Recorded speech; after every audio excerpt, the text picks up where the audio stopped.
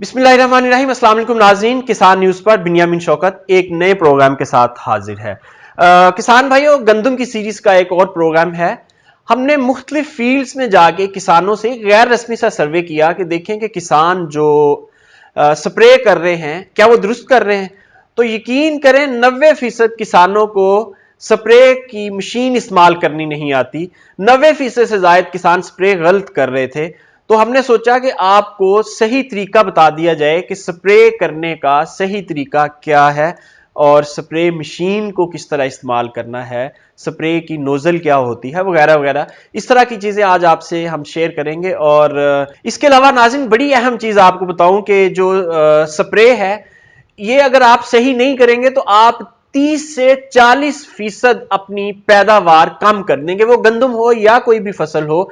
जब आपकी स्प्रे ठीक नहीं होगी, वो वीडीसाइड हो, पेस्टिसाइड हो, वो आप एनपीके का स्प्रे कर रहे हो, वो कोई आप फॉलियर कर रहे हो किसी खाद का, तो ये सारी सूरत हाल में आपने अगर बेहतरीन नताइज लेने हैं तो फिर आपको स्प्रे मशीन का इस्तेमाल करना आना चाहिए, वगरना सारी मेहनत रायगा जाएगी, आपका पैसा रायगा जाएगा। 10 से 20% आपको रिजल्ट मिल जाएगा, लेकिन वो अप टू मार्क नहीं होगा। जो आपने स्टैंडर्ड सेट किए हुए उसके मुताबिक आपको रिजल्ट नहीं मिलेगा। चलिए आज आपको बता देते हैं कि आपने जो स्प्रे है वो कैसे करनी है जमीनों पर। सबसे अहम और बुनियादी बात यह है कि जब आप स्प्रे कर रहे हो तो आपकी स्प्रे मशीन का प्रेशर ठीक होना चाहिए।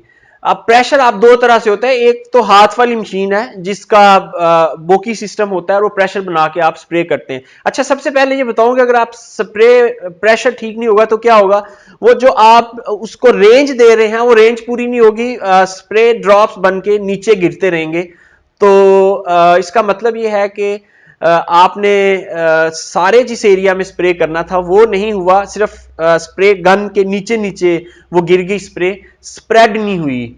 ठीक है, और इसका मकसद फॉलियर करना होता है, ड्रॉप्स बना के फेंकना नहीं होता। जब तक फॉलियर प्रेशर से पत्तों के ऊपर नहीं गिरेगा तब तक आपको मतलूबा नताइज नहीं मिल सकते। तो बाज औकात जो आगे उसका एडजस्टर लगा होता है, प्रेशर नोजल का एडजस्टर, वो आपका लूज होता है जिसकी वजह से प्रेशर पूरा नहीं बन रहा होता। तो उसको आप टाइट करेंगे तो प्रेशर पूरा बन जाएगा।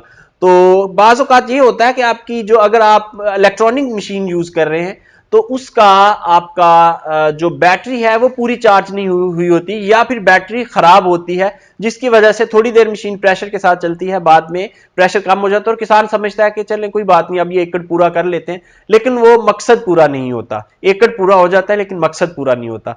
और बाज़ औक़ात ये होता है कि अगर हम ट्रैक्टर वाला बूम स्प्रेयर कर रहे हैं तो उसमें भी नोजलें बंद होती हैं, या फिर हम आरपीएम पूरा नहीं करते, यानी ट्रैक्टर की जो रेस आपने देनी होती है वो कम देते हैं, जिसकी वजह से नोजल्स प्रेशर नहीं बनाती और वो आपके ड्रॉप्स बन के गिरते हैं, जिसकी वजह से आपको वो मतलूबा नताइज नहीं मिलते। सो ये मैंने आपको 4 सिनेरियो बताए हैं, चारों में आप जो भी तरीका इस्तेमाल कर रहे हैं आप एक दफा चेक कर लें। अगर आप बोकी वाला कर रहे हैं तो उसकी बोकी खराब हो जाती है जिसकी वजह से प्रेशर नहीं बनता। इलेक्ट्रॉनिक कर रहे हैं तो आपकी बैटरी खराब हो सकती है, या इवन उसका भी नोजल खराब हो सकता है। अगर आप ट्रैक्टर से बूम स्प्रेयर से कर रहे हैं तो उससे भी जो आपका पीटीओ शाफ्ट है वो पूरी नहीं घूमेगी, यानी आरपीएम पूरा नहीं होगा, ट्रैक्टर का रेस कम दी हुई होगी, तो भी आपका प्रेशर सही नहीं बनेगा। या इवन आप बूम स्प्रेयर जो है उससे भी बाज औकात आपके जो एडजस्टर है, नोजल एडजस्टर है, वो ठीक से एडजस्ट नहीं हुआ होता, जिसकी वजह से प्रेशर नहीं बनता और ड्रॉप्स बन के गिरना शुरू हो जाते हैं। और आजकल नई एक मशीन मार्केट में आई हुई है जो इंजन ड्रिवन है, छोटा इंजन होता है, उसको चलाते हैं। तो उसका भी जब तक आप रेस पूरी नहीं देंगे, आरपीएम जब तक पूरा नहीं होगा उसका, उसके प्रेशर नहीं बनेगा। तो बास औकात हम शायद तेल की बचत के लिए उसको स्लो कर देते हैं, ट्रैक्टर को भी और इंजन ड्रिवन मशीन को भी, लेकिन उससे फायदा नहीं है, वो आपको उल्टा नुकसान हो रहा होता है। तो बराए मेहरबानी अपनी जो भी आप मशीन यूज कर रहे हैं उसकी नोजल का प्रेशर सेट करें सबसे पहले, उसके बाद आप अपनी स्प्रे करें। तो दूसरे नंबर की जो अहम बात है वो ये है कि हम जिस मकसद के लिए स्प्रे कर रहे हैं उसी मकसद के लिए नोजल लगना चाहिए। अब हमारा नोजल एक ही होता है, वो हम वीडीसाइड कर रहे हैं या पेस्टिसाइड कर रहे हैं या हम फॉलियर फर्टिलाइजर का स्प्रे कर रहे हैं, तो सारी सूरतों में हमारा नोजल एक ही है। लेकिन ये बिल्कुल गलत बात है। अगर आप फॉलियर स्प्रे कर रहे हैं फर्टिलाइजर का तो उसका नोजल डिफरेंट होता है। अगर आप जड़ी बूटी मार स्प्रे कर रहे हैं उसका नोजल डिफरेंट होता है। अगर आप किसी दीगर मकसद के लिए यानी फंगस वगैरह के लिए कर रहे हैं, कीड़े मार स्प्रे कर रहे हैं या आप जड़ी बूटी मार, तीनों का नोजल अलहदा है, वो आपको अलहदा ही लगाना है। एक मशीन के साथ चलाएंगे तो मकसद पूरा नहीं होगा। तो इसलिए बराए मेहरबानी जब आप शॉप पे जाएं जहां से आप मशीन वगैरह खरीदते हैं तो उससे 3 नोजल लें। 3 नोजल जब लेंगे और जो काम आपने करना है वो वाला नोजल एडजस्ट करें, उसका प्रेशर सेट करें और आप मशीन रेडी है, मशीन चलाएं। वरना अगर आप एक ही नोजल से सारे काम करेंगे तो ऑब्जेक्टिव पूरा नहीं होगा। गंदम के वीडीसाइड स्प्रे यानी जो जड़ी बूटियां मार है उसका स्प्रे करने की बात कीजिए तो मखसूस टी जेट नोजल आता है। उस टी जेट नोजल को आप लगाएंगे तो ही आपका वीडीसाइड का स्प्रे कामयाब होगा। इसी तरह फोलियर का भी अलहदा स्प्रे है जो फर्टिलाइजर आपने करना है।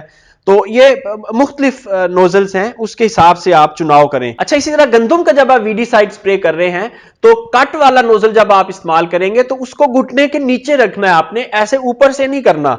यानी घुटने के नीचे लाके, ये जो आपका घुटना है इसको मैं अगर दूसरी जुबान में बात करूं तो 2 फीट से ऊपर नहीं होना चाहिए। मैक्सिमम 2 फीट हाइट से, जमीन से 2 फीट हाइट के ऊपर आपका नोजल यू मूव करना चाहिए, तब जाके डायरेक्ट जो जड़ी बूटियां हैं उनके पत्तों के ऊपर स्प्रे होगा तो फायदा होगा। अदरवाइज हम सारी जमीन सारे जब फसल पे भी कर देते हैं तो उससे फिर आपकी फसल भी ज्यादा स्ट्रेस में जाएगी और जड़ी बूटियों को नीचे पहुंचते तक वो वैसे ही वेस्ट हो चुका होगा। बल्कि 2 फुट से भी अगर आप नीचे ले जाएं तो उससे भी अच्छा रिजल्ट मिलेगा, लेकिन टेक्निकली थोड़ा मुश्किल होता है, आप घुटने ज्यादा डाउन करके नहीं जा सके। हाँ, अगर आप किसी मशीन से कर रहे हैं तो फिर यकीनन आपको बिल्कुल डाउन लेके जाना चाहिए अपने नोजल को, ताकि आपकी जो फसल है, गंदम है या कोई और फसल है, वो डिस्टर्ब ना हो, उसके ऊपर स्प्रे ना हो, बल्कि सिर्फ जड़ी बूटी के ऊपर स्प्रे हो, तो ये आपका बेहतरीन होगा। अदरवाइज आपकी जो गंदम की फसल है वो भी स्ट्रेस में जाएगी, या कोई भी फसल है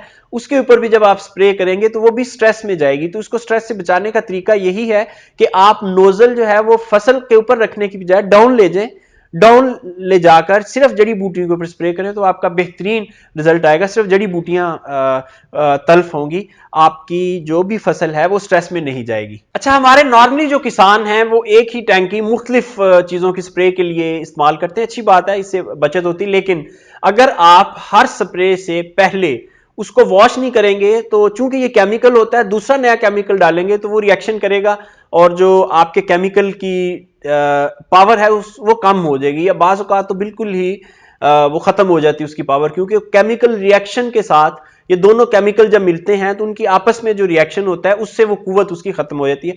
तो हमेशा जब आप पुरानी वाली टैंकी में नया स्प्रे डालें तो कोशिश करें कि उसको सर्फ वगैरह से अच्छी तरह 2 से 3 पानी के साथ धो लें, ताकि बिल्कुल न्यूट्रल सरफेस मिले आपकी जो नई आपने स्प्रे करनी है उसको एक नई सरफेस मिले, उसको पुराना कोई केमिकल वहां मौजूद ना हो, तो इससे आपकी एफिशिएंसी इंक्रीज हो जाएगी आप जो स्प्रे करते हैं। आजकल किसान एक और बड़ी गलती कर रहे हैं कि नुकीले पत्ते और चौड़े पत्ते वाली स्प्रे मिला के कर देते हैं। तो ये आप किसान भाई टाइम तो शायद बचा रहे होते हैं, लेकिन उसका इतना फायदा नहीं है। असूली तौर पे जो बेहतरीन तरीका है स्प्रे का वो होता है आपका प्री इमरजेंस। प्री इमरजेंस ये होता है कि जिस दिन आपने फसल काश्त की उसी वत्तर के साथ अगले दिन उसके ऊपर आप स्प्रे कर देते हैं, ताकि जो पोटेंशियल जड़ी बूटियां हैं जिन्होंने उगना है वो उगती ही नहीं, उनके सीड वहां डेड हो जाते हैं। तो अगर आप ये नहीं कर पाए, अब चूंकि इसका वक्त नहीं है, बहुत ही कम इलाकों में अभी गंदम लगने वाली है, बहरहाल अब आप प्री इमरजेंस का वक्त गुजर चुका है, अब पोस्ट इमरजेंस की बात है। तो पोस्ट इमरजेंस में खास तौर पे जो आपने बात नजर रखनी है वो चौड़े पत्ते वाली जड़ी बूटियां, जिनकी तस्वीरें हम आपको स्क्रीन पे दिखा रहे हैं, चौड़े पत्ते वाली जो जड़ी बूटियां हैं उनके लिए स्प्रे हमेशा पहले पानी के बाद करें, और जो नुकीले पत्ते वाली जड़ी बूटियां हैं वो जब जमीन से निकल आए तब स्प्रे करें, वरना उनके ऊपर आप स्प्रे ना करें। हो सकता है वो ना निकले, आप पहले से ही 2 स्प्रे मिला के कर दें। ये तो डिपेंड करता है कि जमीन में जिस किस्म का बीज होगा उसी किस्म की जड़ी बूटियां उगेंगी। और किसान भाइयों, इससे एक स्टेप और आगे जाऊं तो जब आप जमीन किसी भी फसल के लिए तैयार कर रहे होते हैं तो एक हल चला के उसको जो वीडीसाइड स्प्रे है वो करें, उनके बीज ही तलफ हो जाएंगे। जब आपकी फसल उगेगी तो फिर आपको किसी स्प्रे की जरूरत ही नहीं पड़ेगी, क्योंकि आपने जड़ों से, बुनियाद से ही उनके बीजों को तलफ कर दिया है। एक और बड़ी अहम बात कि जब हम स्प्रे कर रहे होते हैं तो उस वक्त हमें देखना होता है कि हमने किस वत्तर की कंडीशन में स्प्रे करना है। यानी 3 हालतें होती हैं, खुश्क वत्तर और दरमियाना वत्तर और तार वत्तर। तो जो खुश्क वत्तर में अगर करेंगे तो असर नहीं करेगी, तार वत्तर में अगर करेंगे तो वो पानी के साथ, जो भी आपने महलूल बनाया वो पानी के साथ तहलील हो जाएगा, उसका इतना फायदा नहीं होगा। तो बेहतरीन चीज जो है वो ये है कि आप स्प्रे करते वक्त हमेशा दरमियाने वत्तर का चुनाव करें। और दरमियाना वत्तर आपने कैसे चेक करना है, ऐसे जमीन में हाथ में रखें, तो जब आपको आपके ऊपर वाली सतह से मट्टी लेके जब आप ऐसे हाथ पे रखेंगे तो आपके हाथ पे गीला गीला हल्का सा नजर आएगा, तो ये दरमियाना वत्तर है। और अगर ज्यादा पानी लगना शुरू हो जाए तो वो तर वत्तर है। और अगर कुछ भी ना लगे तीनों सूरतों में, तीसरी सूरत ये है कि कुछ भी नहीं लगे, आप मट्टी ऐसे उठाएं, आपका हाथ गीला तक ना हो, तो ये खुश्क वत्तर है। तो इससे बचना है, तार वत्तर से भी बचना है। दरमियाने वत्तर की सूरत में आपने कोई भी स्प्रे किसी भी फसल पे कर रहे हैं, दरमियाने वत्तर में वो स्प्रे करना है। अच्छा, जब आप स्प्रे कर चुके हो तो फिर कम से कम 2 हफ्ते उस जमीन को, उस फसल को आपने पानी नहीं लगाना, क्योंकि इसका जो असर है वो 2 हफ्ते तक रहता है। तो 2 हफ्ते से पहले अगर आपने दोबारा पानी लगा दिया तो इसका मतलब है कि जो आपने स्प्रे किया हुआ है उसके असर को आप खुद ही जायल कर रहे हैं। तो इसलिए कम से कम 2 हफ्तों का वक्फा होना चाहिए आपके स्प्रे और अगले पानी के दरमियान में। आजकल माशाल्लाह हमारे किसान जो हैं वो पढ़े लिखे हैं, गैजेट्स यूज करते हैं। मैं भी आपसे मुखातिब हूं, तो ये गैजेट के जरिए मुखातिब हूं, यूट्यूब पे आप हमें देख रहे हैं। इसी तरह जब भी आपने स्प्रे करना हो तो यही गैजेट, मोबाइल आपको बता देगा कि आइंदा 2-4 रोज में आपके यहां बारिश मतवक्के है कि नहीं। और लोकल आप जिस तहसील में रह रहे हैं उस तहसील लेवल का आपको डेटा मिल जाता है। तो हमेशा चेक कर लें कि अगर कोई 2-4 रोज में बारिश मतवक्के है तो मत स्प्रे करें, बारिश के बाद कर लें।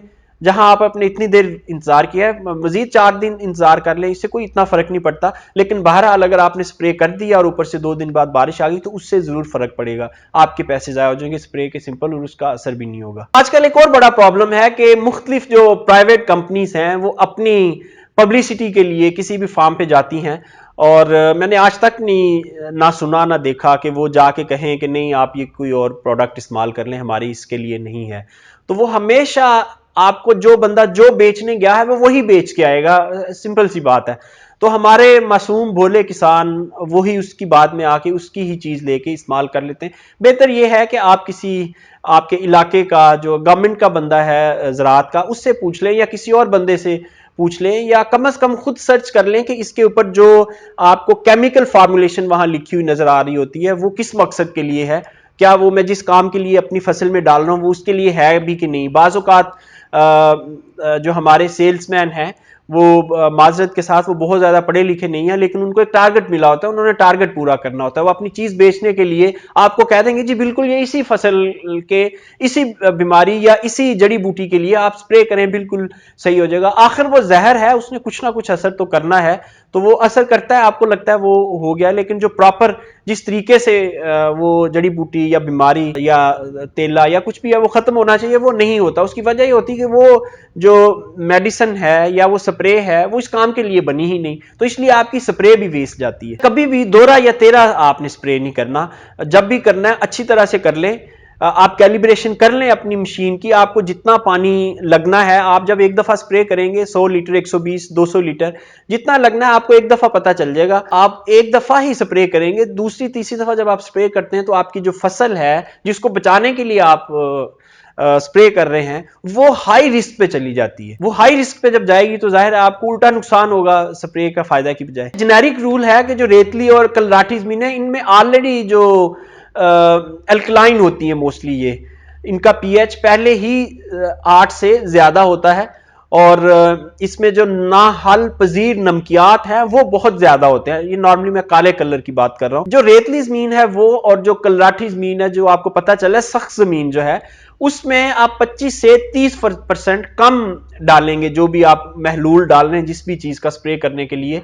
तो इसमें कुदरती तौर पर उसका, क्योंकि जो लूमी या मैरा जमीन होती है वो जज़ब कर लेती है अपने अंदर, लेकिन ये जज़ब नहीं करेंगे, ये सरफेस पे पड़ा रहेगा, तो इसका 25-30% कम जब आप स्प्रे करेंगे उसका भी उतना ही असर होगा जितना आप लूमी मेरा ज़मीन में, ज़रखेज़ ज़मीन में आप कर रहे हैं। तो इसलिए हमेशा ऐसी ज़मीनों पे 25 से 30% लिक्विड कम डालें पानी में। जब आप कोई भी पेस्टिसाइड या वीडिसाइड स्प्रे कर चुके हों तो उसके बाद कम से कम 10 दिन आपने एनपीके यानी नाइट्रोजन, फास्फोरस, पोटाश, ये महलूल जो हम बना के स्प्रे करते हैं, ना वो स्प्रे करना है, ना वो आपने फ्लड करना है और ना ही दानेदार का छट्टा देना है। कम से कम 10 दिन आपने इंतजार करना है ताकि ये वाला जहर जो हमने दिया है वो अपना असर अच्छी तरह से दिखा ले, अच्छी तरह से इफेक्टिव तरीके से ये तल्फ कर दे जड़ी बूटी को या जो भी बीमारी के लिए हम कर रहे हैं। उसके बाद जो भी हम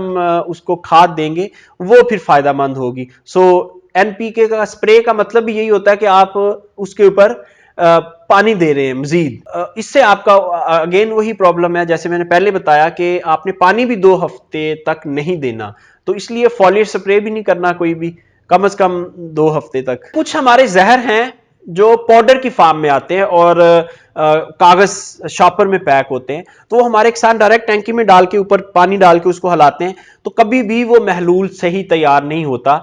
आप 1 लीटर पानी लें या 2 लीटर पानी लें और उसका शॉपर खोलें, पैकिंग उसकी खोलें, उसके अंदर डालें, उसको अच्छी तरह से उसका महलूल तैयार करें। वो तैयार करके वो पानी टैंकी में डाल के ऊपर से पानी डालेंगे, तब आपका वो इफेक्टिव तरीके से महलूल तैयार होगा। अदरवाइज टैंकी में जो पाउडर है या तो वो नीचे जम जाएगा और वहां बैठा रहेगा, या फिर अच्छे से मिक्स नहीं होगा और उतना इफेक्टिव नहीं होगा जितना उसको होना चाहिए। बाज़ का 2 महलूल होते हैं, 2 महलूल को हम मिक्स करके हमने टैंकी में डालना होता है।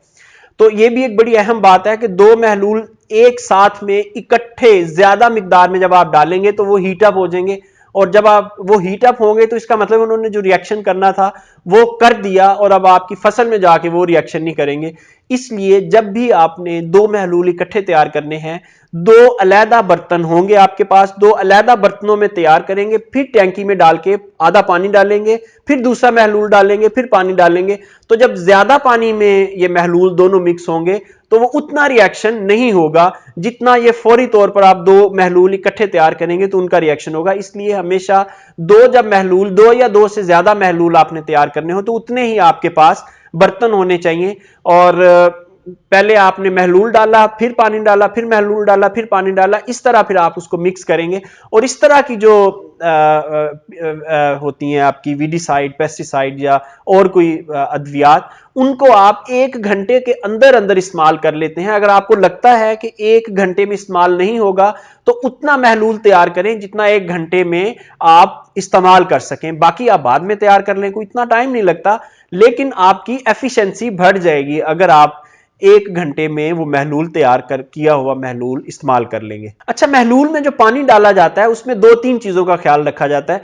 एक तो वो रूम टेम्परेचर का मतलब ये है कि जो पानी है वो ना रात का पड़ा होना चाहिए ना 2 घंटे का पहले। उसी वक्त जो भी आपका पंप है या नलका है, हैंड पंप है, जो जहां से भी आप पानी लेते हैं या इवन ट्यूबवेल है, उसको पहले 2 से 3 मिनट आप चलाएंगे, नीचे से ताजा पानी आएगा, वो नीम गर्म पानी जो होता है सर्दियों में खास तौर पे, तो वो पानी आप उसमें ऐड करेंगे। और हमेशा साफ पानी आपने डालना है, नहर का या इस तरह का पानी जब भी आप उसमें डालेंगे स्प्रे वाली चीज में, तो वो फिर आपको प्रॉब्लम करेगा। इवन जो हमने जानवरों की खुरलियों में डाला होता है वो भी नहीं, ताजा पानी निकालना है, रूम टेम्परेचर का पानी आपने इसमें डालना है, तब जाके आपकी स्प्रे की एफिशिएंसी बढ़ेगी। स्प्रे किस वक्त करें तो ज्यादा फायदा होगा, ये बड़ी अहम बात है। तो ना ये सर्दी में किया जाता है, ना ये इंतहाई गर्मी में किया जाता है, ना ही ये औस के जब कतरे पड़े हो तब किया जाता है, और ना ही जब औस के कतरे पड़ने वाले हो तब किया जाता है। तो इसका मतलब है कि आपके पास बेस्ट टाइम बनता है जब सर्दियां हैं, जैसे आजकल का सीजन है, तो आप 12 बजे के बाद स्प्रे करें, वो बेहतरीन टाइम होता है। और गर्मियों में असर के बाद, असर और मगरिब से पहले पहले असर के बाद स्प्रे करेंगे तो वो हीट वाला टाइम नहीं होता, वो बेहतरीन टाइम है आपकी स्प्रे का। और किसान भाइयों, आखिर में सबसे अहम बात, आपकी सेहत बहुत जरूरी है। हमेशा डबल मास्क या मोटा कपड़ा नाक पे रखें और कोशिश करें कि ऐनक लगाएं, आंखों के ऊपर ऐनक लगाएं। ये सारे जो हिफाजती इकदामात हैं, और हाथों पे दस्ताने, ये 3 चीजें बहुत जरूरी है और सारा जिस्म आपका कपड़े से कवर होना चाहिए। मैं आपको बताऊं कि ये जो जहर होता है, ये आपको लगता है कि कुछ नहीं कर रहा, लेकिन जहां जहां आपका जिस्म नंगा होगा, बाजू अक्सर हमारे किसानों के नंगे होते हैं, गर्दन नंगी होती है, चेहरा नंगा होता है, तो ये वहां कैंसर का बायस बनता है। कैंसर जरूरी नहीं कि वो फौरी जाहिर हो जाए, ये कैंसर एक बीमारी है जो बाज़ औक़ात होते होते 10-20 साल ले लेती है और अल्टीमेटली फिर या आपके लंग्स या लीवर या दिल को या इवन जिल्द का कैंसर या इवन ब्लड कैंसर, इसमें इससे कुछ भी हो सकता है। मुख्तलिफ केमिकल मुख्तलिफ रिएक्शंस करते हैं, तो इसलिए बराए मेहरबानी हमेशा हिफाजती इकदामात पूरे करें, ग्लव्स पहने, मास्क लगाएं, पूरी आस्तीनों वाली शर्ट पहने, और उसके बाद जब आप स्प्रे कर चुके हों तो फौरी तौर पर अच्छे साबुन से अपना सारा दोबारा से वॉश करें। बेहतर है कि शावर ले लें, बाथ ले लें, यानी नहा लें, या कम से कम वजू करें पूरा, और नाक में अच्छे से पानी डालें, आंखों में ऐसे पानी रख के आंखें खोलें अंदर ताकि आंखें वॉश हो जाएं, ठीक है, कानों में गीली उंगली लगाएं। तो इस तरह अच्छे से अपने आप को इससे क्लियर करें, इसको जो भी इसका इफेक्ट है, इवन आपने जब कवर किया होता है तब भी इसका जा रहे होते हैं असरात, तो इसको अच्छी तरह से वॉश करें और फिर अपनी मशीन फौरी तौर पर धोएं। और कोशिश करें कि जब भी आप ये काम कर चुके हों तो ऊपर से कुछ थोड़ा सा मीठा खाएं, गुड़ खाएं, शक्कर खाएं, चीनी खाएं, कोई मिठाई खाएं, जो भी आपको अवेलेबल है वो खाएं, ताकि आपके जो ये नालियां हैं ये अच्छी तरह से साफ हो जाए। तो नाज़रीन, ये था आज का प्रोग्राम, बहुत अहम, और ख़ास तौर पर ऐसे किसान जो स्प्रे करते हैं उनके लिए ये हमने अरेंज किया था। उम्मीद करते हैं आपको पसंद आया होगा। अगर आपको पसंद आए तो इसको लाइक और शेयर ज़रूर कीजिएगा, चैनल को सब्सक्राइब ज़रूर कीजिएगा। इसके साथ ही बिन्यामीन शौकत को इजाज़त दीजिए। खुदा हाफिज़।